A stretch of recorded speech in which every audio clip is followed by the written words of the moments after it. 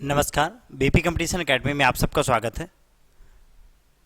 आज हमारी जो जीके टेस्ट की जो सीरीज है वह 801 नंबर प्रश्न पे पहुंच चुकी है और 831 नंबर प्रश्न जो है वो 13 ताले नृत्य किस प्रदेश का नृत्य है। ये डेली 8 बजे होता है, तो इस प्रश्न का ध्यान से आंसर दें।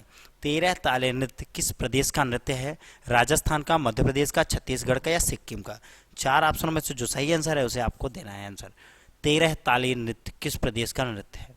ठीक है, तो ऑप्शन नंबर ए राजस्थान राइट आंसर होगा। क्या होगा बेटा?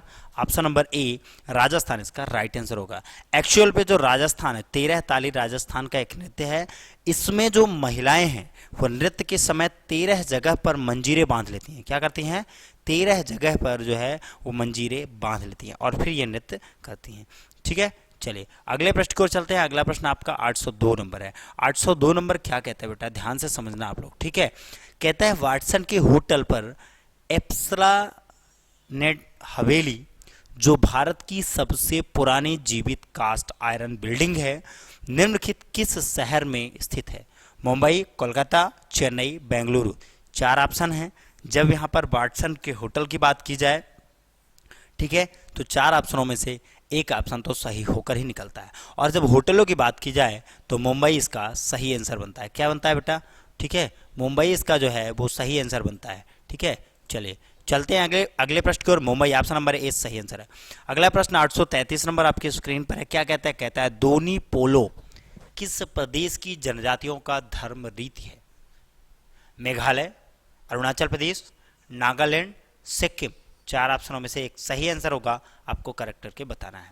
तो ऑप्शन नंबर कौन सा सही होगा 4 ऑप्शन में से? चलिए, तो आपको बता दें दोनी पोलो। दोनी पोलो जो है इसका मतलब होता है सूर्य और चंद्रमा। ठीक है, ध्यान से समझना। दोनी का मतलब सूर्य और पोलो का मतलब चंद्रमा। यानी ये जो है अरुणाचल प्रदेश में कहा जाता है, अरुणाचल प्रदेश का से संबंधित है। ठीक है, ठीक है, तो अरुणाचल प्रदेश से संबंधित है क्या? दोनी पोलो। ठीक है बेटा, चलो अगले प्रश्न की ओर चलते हैं। अगला प्रश्न आपकी स्क्रीन पर है। ठीक है, क्या कहता है? अगला प्रश्न कहता है कि निम्नलिखित में से कौन सी गुफाएं महाराष्ट्र में नहीं है? ठीक है, ये 4 गुफाओं में से 3 गुफाएं ऐसे हैं जो महाराष्ट्र में हैं, लेकिन चौथी गुफा ऐसी है जो महाराष्ट्र में नहीं है। आपको बताना है भाई। भज की गुफा, अरे ये तो वही है महाराष्ट्र में। बाघ की गुफा, इस पर थोड़ा डाउट लग रहा है, हमने इधर भी सुना है अपने, ठीक है, एमपी साइड में। एलोरा की गुफा, बेडसा की गुफा। चलो, तो इसका जो राइट आंसर क्या बनेगा? जब गुफाएं नहीं है इसकी बात की जाए तो इसका जो राइट आंसर बनेगा वो बाघ की गुफाएं बनेगा। क्या बनेगा बेटा? ऑप्शन नंबर बी इसका सही उत्तर बनेगा, बाघ की गुफाएं। चलते हैं अगले प्रश्न की ओर। अगला प्रश्न आपकी स्क्रीन पर है 835 नंबर प्रश्न। क्या कहता है? कहता है दलाई लामा किसका पुनर्जन्म माना जाता है? ठीक है, मैंने अभी दलाई लामा की बात कल के प्रश्नों में की थी, आज मैं फिर बता दूं आपको दलाई लामा के को किसका पुनर्जन्म माना जाता है। तो यहाँ पर 4 ऑप्शन है, अवलोकितेश्वर, बुद्ध, मैत्रेय या इनमें से कोई नहीं।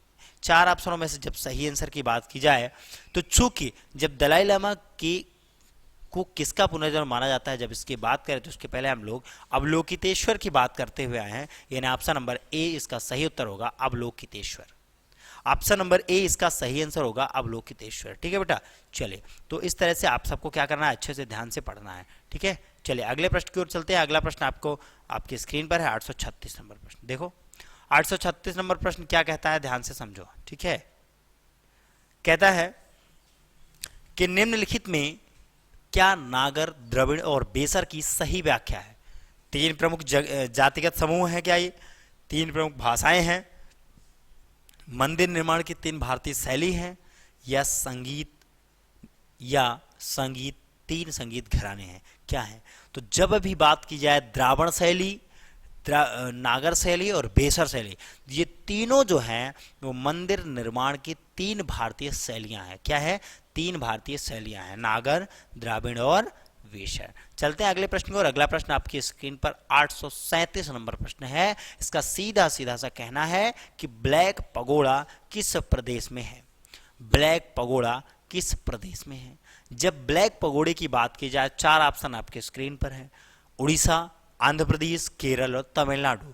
4 प्रदेश में से एक तो राइट आंसर होगा ही। और जब ब्लैक पगोड़ा की बात की जाए तो आपको वो बात याद आ जाती है, कोणार्क के सूर्य मंदिर की बात याद आ जाती है।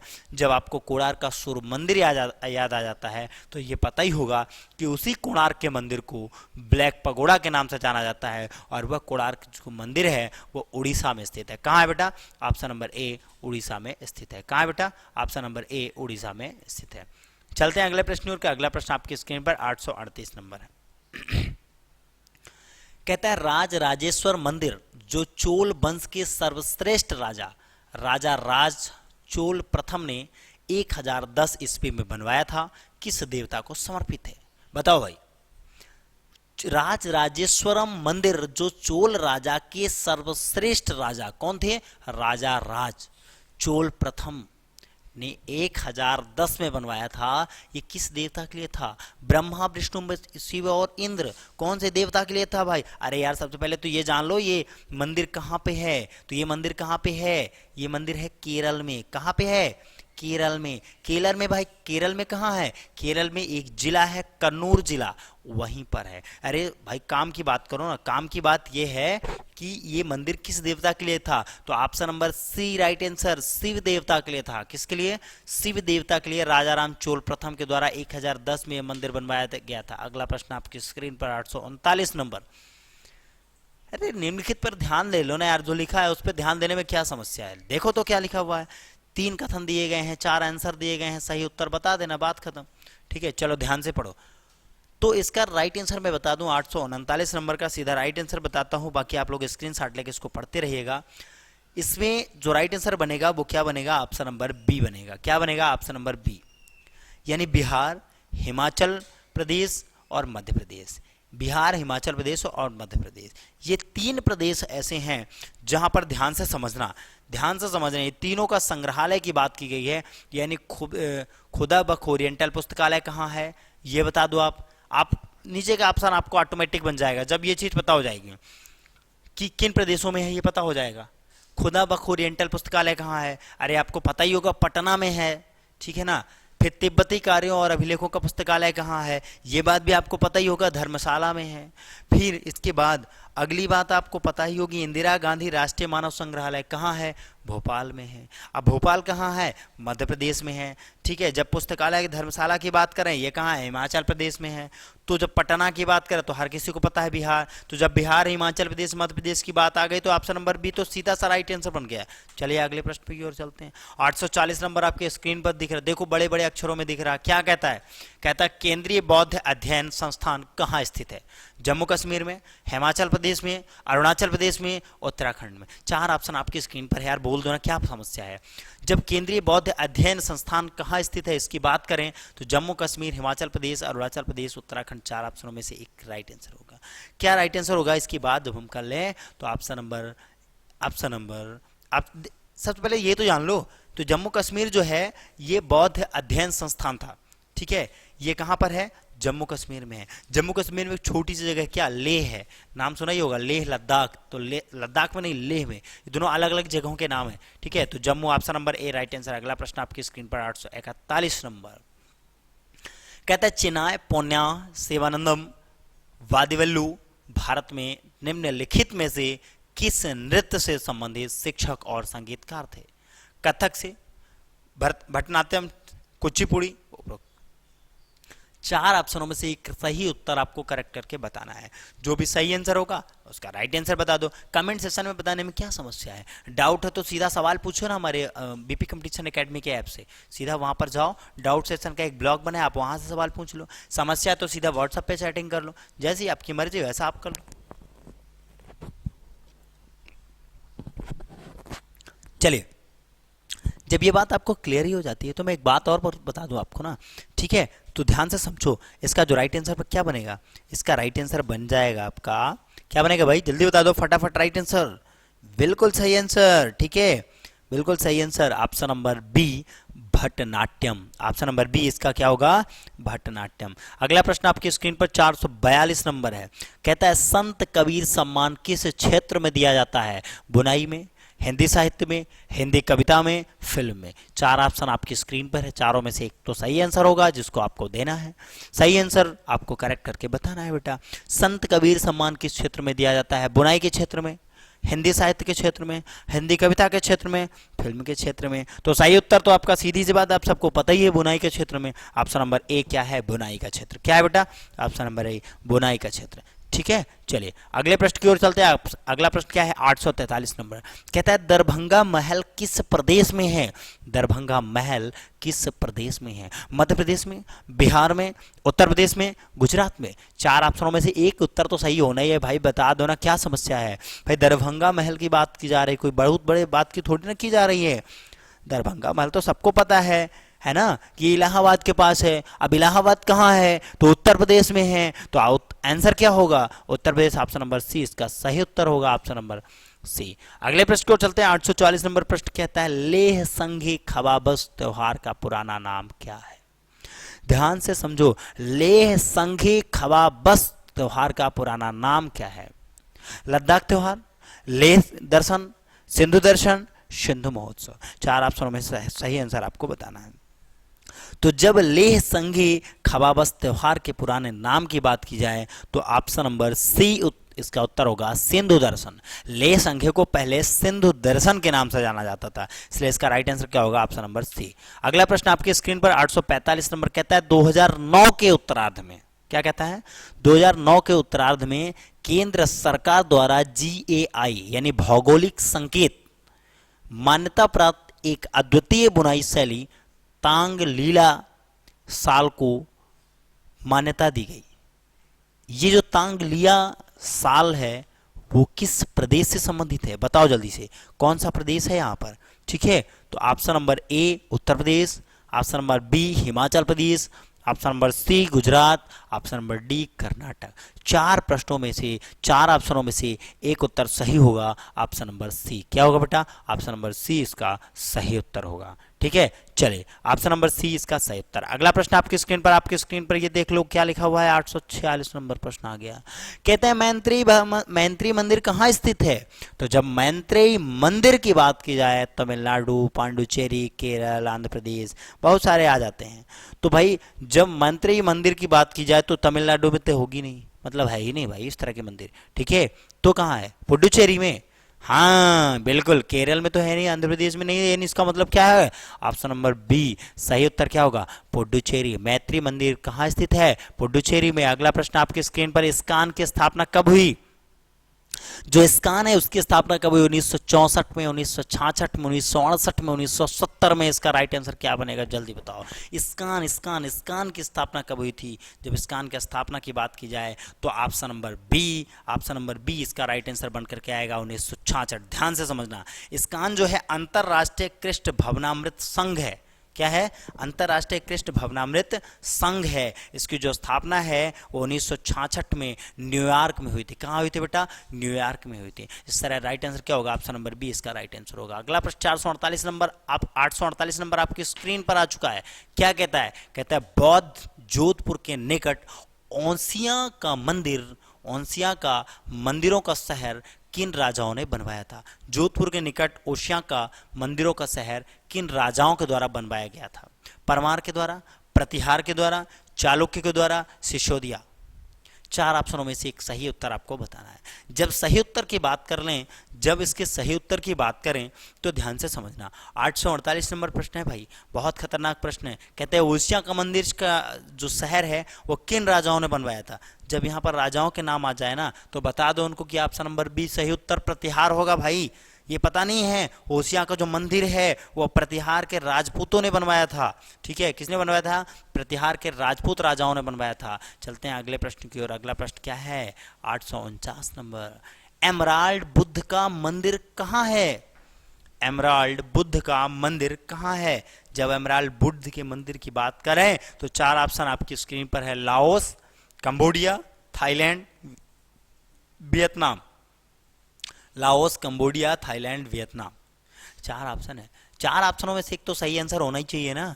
बिल्कुल होगा, और सही आंसर है भी। क्या लिखा है? एमराल्ड बुद्ध का मंदिर कहाँ स्थित है? कहाँ स्थित है बेटा? थाईलैंड में। क्या है? ऑप्शन नंबर सी इसका राइट आंसर होगा, थाईलैंड में। एमराल्ड जो बुद्ध का मंदिर है थाईलैंड में, क्योंकि वहां पर क्या है, एमराल्ड जो है थाईलैंड में है, और थाईलैंड की जो राजधानी है वो क्या है? थाईलैंड की राजधानी क्या है बेटा? बैंकॉक है। इसलिए अगला प्रश्न आपकी स्क्रीन पर 850 नंबर आपकी स्क्रीन पर आ चुका है।